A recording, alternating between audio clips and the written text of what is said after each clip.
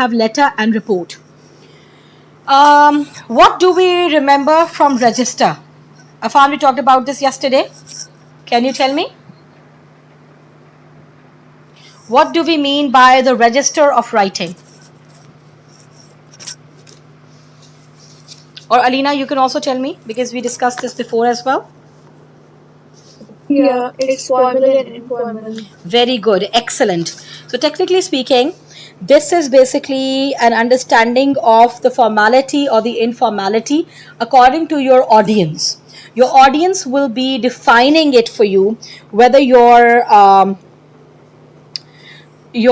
writing or your written piece is supposed to be in the formal capacity, the informal capacity, or the semi-formal capacity, right? So this is extremely important to understand. Now, how do we exactly tackle it? Let's see. So letter first. The audience is usually one named person, and the task will tell you the relationship. So always remember this, that a letter is generally written to one person, and the task itself will define it for you, whether the letter is supposed to be written to someone that you're familiar with or someone that you're not familiar with. If you're familiar with that person, the recipient, then it's going to be an informal letter most probably. But if you're not familiar with them, and if they are someone that you are in a professional capacity with, you have a professional relationship with them, then exactly, and obviously your register of writing is going to be more formal in nature. मैं बार बार यही याद करवा रही हूँ because there is set rules to follow when it comes to formal writing and informal writing. All right, moving on. So the audience is usually one named person, and the task will tell you the relationship. That relationship sets everything else.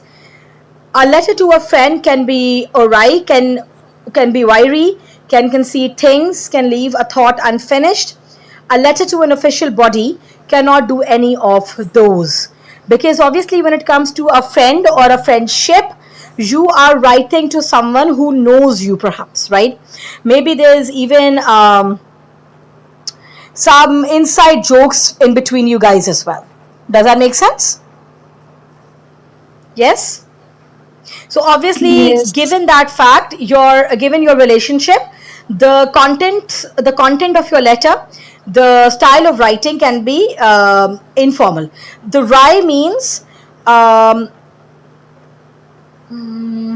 it simply means when you give someone generally it's generally related to subtle humor, basically. Make sense? Or wry is different. This is wry. So this means something related to dry humor, subtle humor. Does that make sense?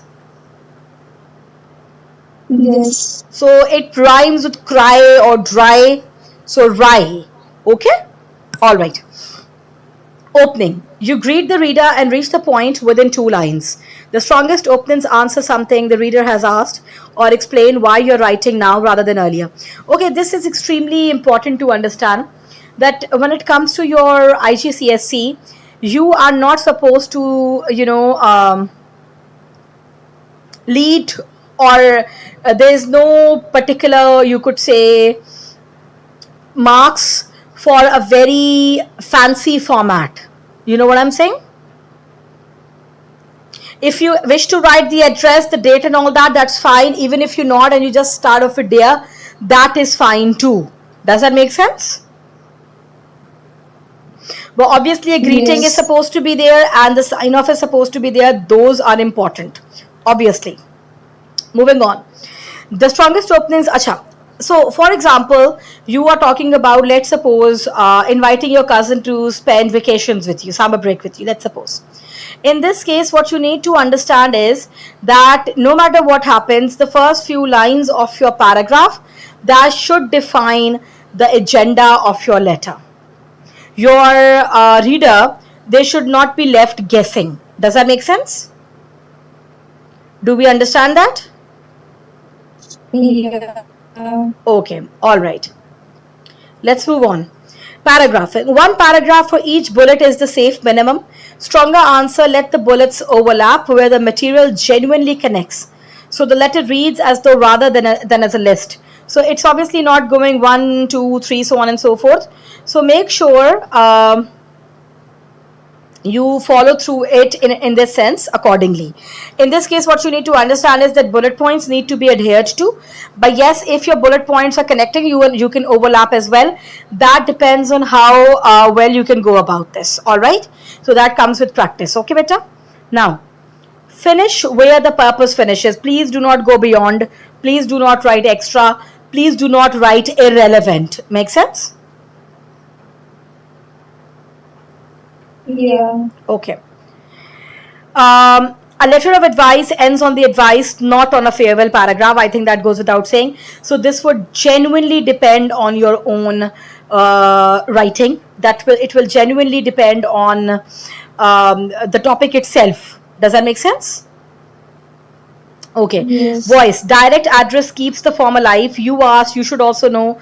Come anyway, because in this case, you need to better understand that you're writing to one certain person, right? Whether that is a formal letter or that is an informal letter. Okay. Are we good to go? Yes. Chalo, let's move on. Okay.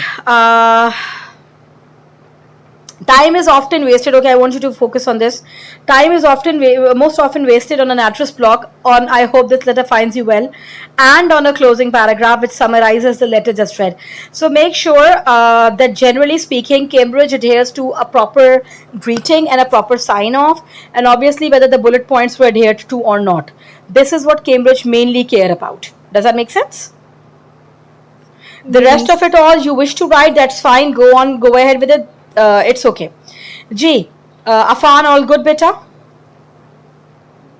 Yeah. Okay. Now, okay, report now. A report is written for people who will act on it. The register is formal and professional, and the tone is factual in nature. But the writing still has a purpose. Somebody is being asked to decide something. In this case, what you guys need to understand is that no matter what happens, a report is always going to be formal in nature. Like, literally drill this in your minds, that no matter what happens, the idea of a report is always going to be factual. Its register is always going to be factual, because you're always going to be writing the report to a superior, to someone who is older than you, to someone who is older than you in terms of stature. Does that make sense? Yeah. So it's always going to be formal, and it's obviously going to be factual as well. You cannot tell stories in it. But yes, obviously, you can be still asked to give opinions in it as well. It depends on the nature of your task. The organization. This is where reports are lost or won.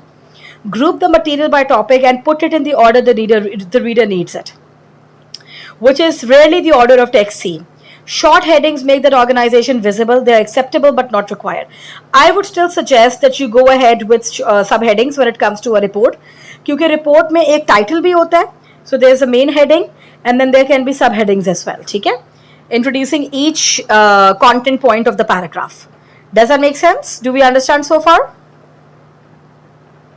Yes. In this case, obviously I'll be showing you samples so you'll understand better. But simple subheadings could be, for example, you could say introduction, you could say advantages, disadvantages, conclusion. Make sense? So far so good? Yeah. Okay. Okay, let's take a look at this first. Do not let the report become something else. Two failures are common mainly. The first is a report which argues like a speech. Make sure, mera beta, that report does not turn into a speech, because it is in no way a speech. Speech may you have to be extremely persuasive. Speeches are generally persuasive in nature. All right. No matter what speech that you go through in history as well, you will understand that there's always a call to action, CTA, right? You probably might know about Martin Luther King Jr. You guys know about him? Yes. Afan, you as well? Yeah. Yeah.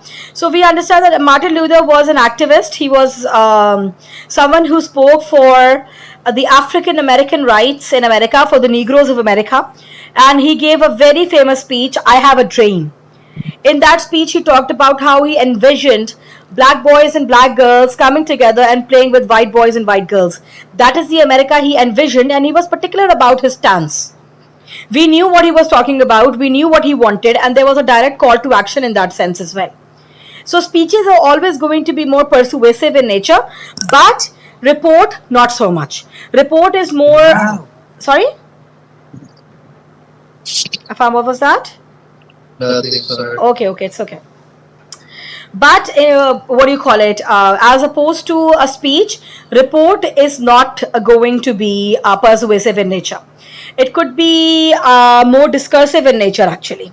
All right. So we'll discuss these points as well. What do we mean by discursive? What do we mean by argumentative? And what do we mean by persuasive? All right. So, bachcho, are we good so far? Yes. Okay. The other thing is, the second is a report which narrates, retelling the events of Taxi in the order they happen. A report analyzes a situation for a reader who has a decision to make. Acha, you probably might have watched crime shows, maybe some crime shows, where there's a police officer, maybe a team of police officers. They investigate a crime, and then the superior ones, they always ask their subordinates to write them a report, a written report. Have you guys come across that ever in TV shows? Yes? Yeah. Yes, exactly what a report is supposed to be like. It's literally how things happen, but in a more analytical manner, analyzed manner. Does that make sense? Are we good to go? Yes. Okay. Then erosion is the symptom rather than the cause. The original line of the path measured 1 meter above the falls where the bend narrows. Walkers have stepped around one another for years until the worn ground reached 5 meters in places. So you see, there's no storytelling in a first sentence which tells the trustees what they most need to know, and then development of that point.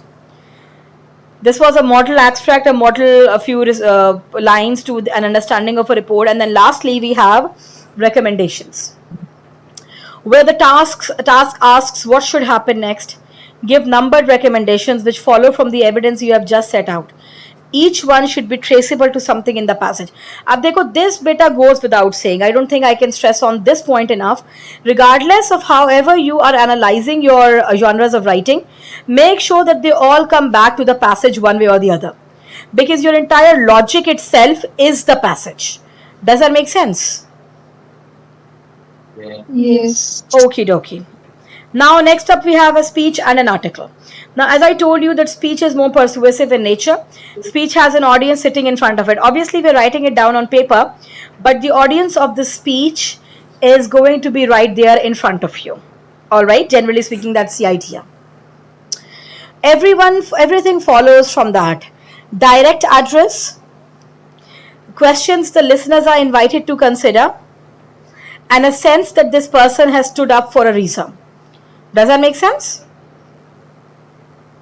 Yes. Do we understand so far? Yeah. Okay. So this is the idea of a speech, and that is what we have learned first and foremost. Now, what techniques do we follow? Now, सबसे important चीज ये होती है in a speech that we need to make sure that our readers are they are engaged. They are fully engaged into what we are telling them. Because if that is not the case, there's a high chance they will lose attention, they will lose focus, and that in itself will not be good for us. Does that make sense? Okay. Yes. So where they build the purpose, rhetorical questions. Okay, what are rhetorical questions, guys?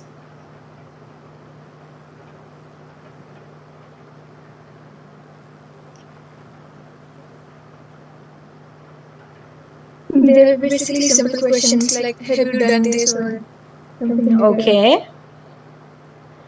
Okay, what about you? Afan, do you think you can tell me? Yeah, they're basically just questions to gain basic knowledge about a topic. Well, rhetorical questions are those questions that do not need an answer. Does that make sense?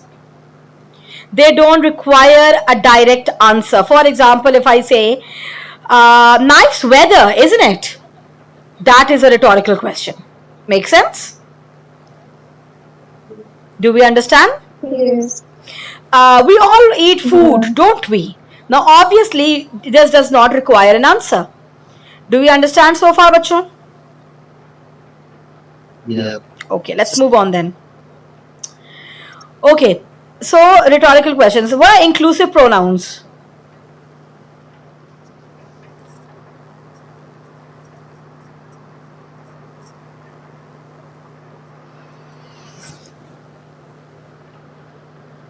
Who can tell me what inclusive pronouns are? These are the kind of pronouns that make a reader or a listener feel included in a group or in a shared experience, like a speech.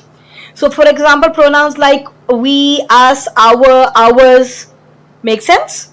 These pronouns are inclusive pronouns. Do we understand? Yeah. Yes, okay. A deliberate short sentence after a long one, that basically creates impact, that creates urgency as well. Then repetition at the start of successive sentences, and a final line worth remembering, a call to action of sorts. All of these things, they are proper, you could say, techniques that will make your speech good, and that is a guarantee, by the way.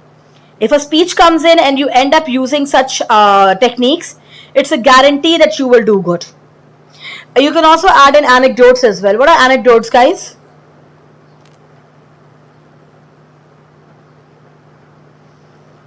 Can anyone tell me what anecdotes are?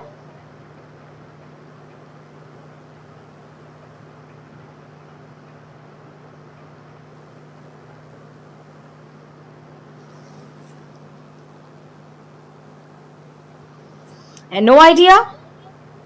No. Okay, so anecdotes basically are personal stories. For example, if I tell you something right now, just say I think Alina was in class that day when I told you about the Lahore, the Karachi Zoo thing, Alina, hai na beta? Yeah. So that was an anecdote. Anecdote is a personal story that I tell you guys to make something sound relatable. Does that make sense? To give an example, to make something sound relatable, to make it engaging for you. Do we understand that? Yeah. Okay. Yes. So these are the techniques. Now, openings and endings. They matter more here than in any other form, because begin with something the audience already knows or feel, so that they recognize themselves in the first line. So this is where, generally speaking, our rhetorical questions come in. And on the idea you most want them to carry out of the room. A CTA, a call to action. What do you expect them to do? What do you want them to think about after they are done listening to you and to what you stand for? All right. Then structure. Announcing the shape helps a listener who cannot look back up the page. 3 things I wish somebody had told me. So the greeting is not the voice, beginning ladies and gentlemen or good morning everyone, and then writing 4 paragraphs of flat prose. Prose is continuous writing. It is among the most frequently observed weakness. Dekho, it is to be noted here that your speech has to be inclusive in every capacity.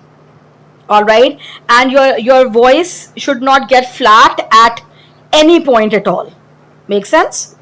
From the beginning till the end, it should be a gripping thing. Do we understand? Yes. The greeting establishes nothing on its own. A spoken voice is established by sustained address, you, we, questions, concessions, and rhythm, carried through to the last line, as I just mentioned. Okay.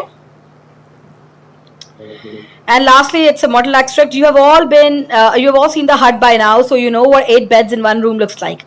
I want 10 minutes of your evening to tell you 3 things I wish somebody had told me on mine. So you can always start off like this as well, depending on the nature of your question, obviously. Do we understand, bachon? Anything at all that doesn't make sense? Anything at all you'd like to ask at this point? No. No. Okie dokie. Let's move on. Article then. Article, I personally believe, can be a little easier as opposed to speech and report. But let's see if you guys also find it easy or not. So an article is written for readers who did not ask for it and may stop at any moment. The task usually names the publication, which tells you the readership. A school magazine, a local newspaper, a travel magazine. Write for these readers in particular rather than for a general public. So you will be writing overall for a specific audience. Your article is always going to be for a specific audience, and depending on that will we define and decide on our register of writing.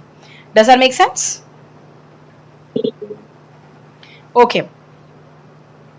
Start with the detail which would make somebody continue, not with background. A striking fact, a moment, or a sentence which sets up a question, all work.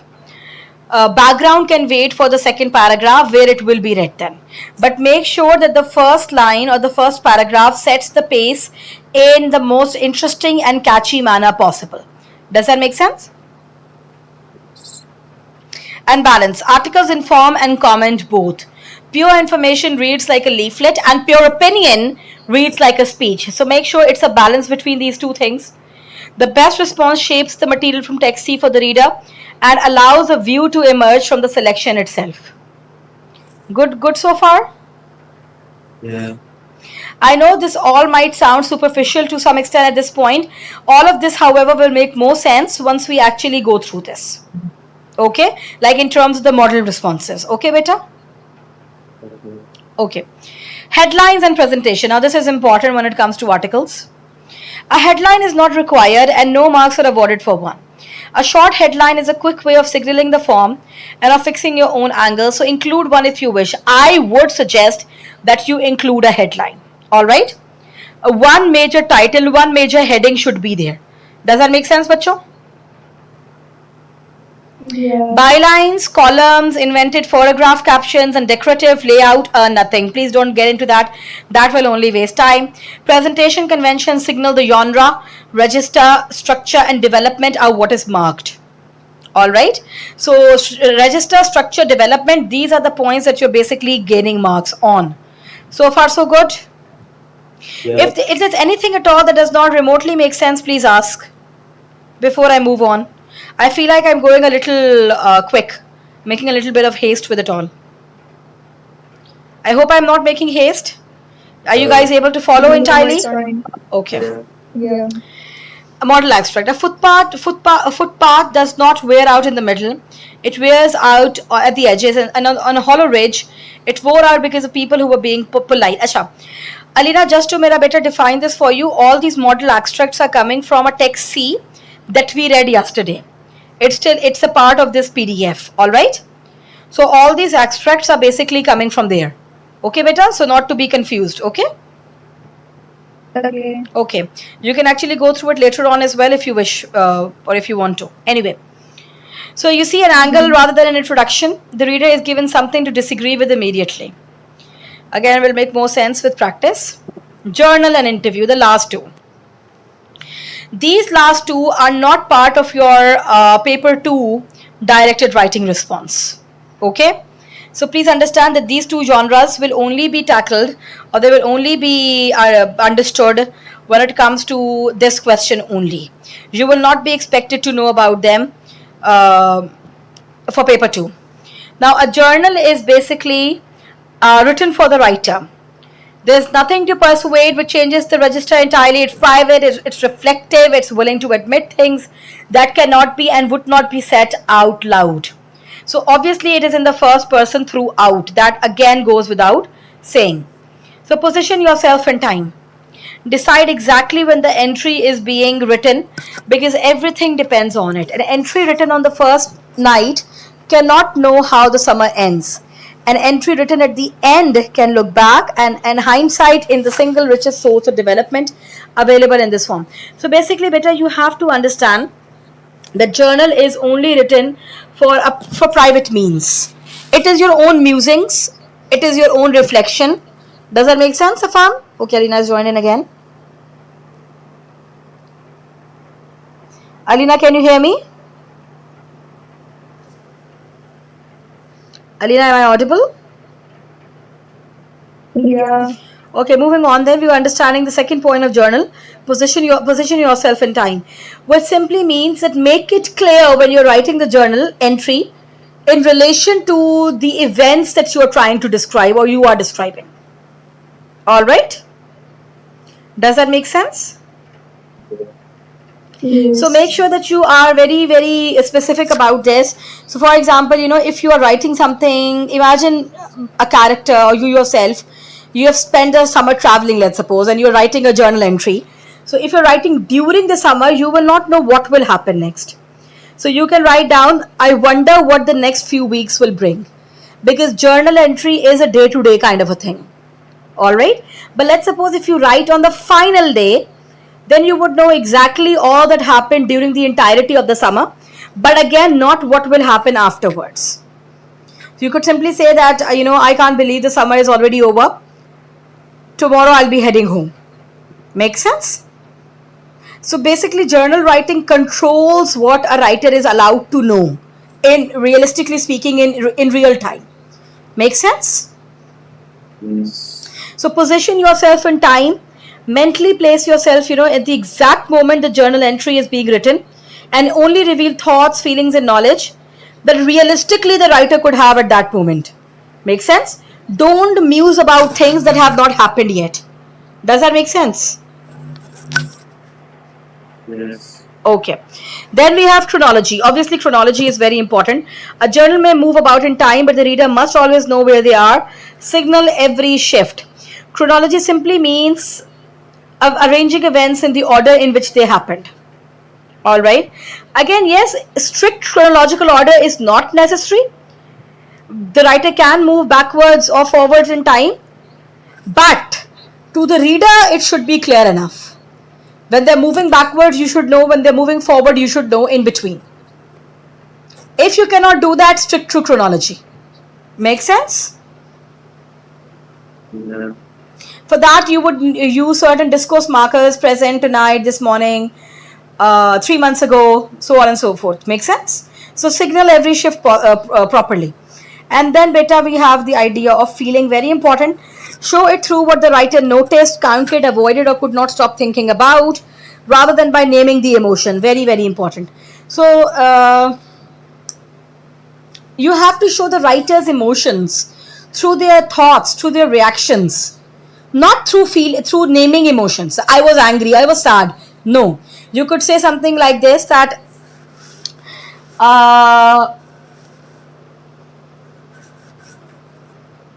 as I walked up the staircase, sweat dripped down my forehead, my hands trembling. Now, what kind of emotion is that presenting? Yes. Fear. It could be fear, it could be nervousness, mainly fear. I did not say I was scared or I was nervous, right? Did you guys see that? I showed through action. Similarly, instead of saying I was extremely nervous about my results, let's suppose, I could say I must have checked the website 10 times before I finally mustered up the courage to click on the result page. You see? Nervousness? Do we understand, bachcho? Let's suppose I say I was very angry with him. I could simply, instead of that, I could say, even now I keep replaying his words over and over in my mind, over and over in my head. How could he possibly think that was acceptable? Make sense? Do you guys understand? This is something we'll tackle in descriptive writing as well, by the way, and in narrative as well. Acha, so far so good? Yes. Yes. Okay. Okay, a journal is not a permission to invent. Again, beta, please understand, in this case, you're going through ahead in terms of text C. That is your entire basis of everything, all right? So, because the form is private, candidates often begin writing a diary of events the passage never mentions. The thoughts and feelings are yours to infer. The facts are not yours to add, beta. Every reflection should be anchored to something text C actually contains. It should be a development, but it should not be something new altogether. Does that make sense? Yes. And lastly, the model again. 11 of the first 50. I counted them, which probably says more about the state I am in tonight than it says about the walkers. In March, I would not have noticed where anybody put their feet. One detail from the passage turned inward, the change in the writer is shown rather than announced. I would not have noticed where anybody put their feet. Do we see? Do we understand, bachon? So far good? Are we good? Yes. And lastly, we have the interview. This is the form candidate handle least well because it has two voices. And by the way, yes, I'm not joking about this. You guys generally get stuck in the interview. So let's tackle this step by step. This is okay because it has two voices and only one of them carries the marks. If the task supplies the three questions, use them exactly and in the order given. If it does not, write questions which open up each bullet without repeating its wording. Okay.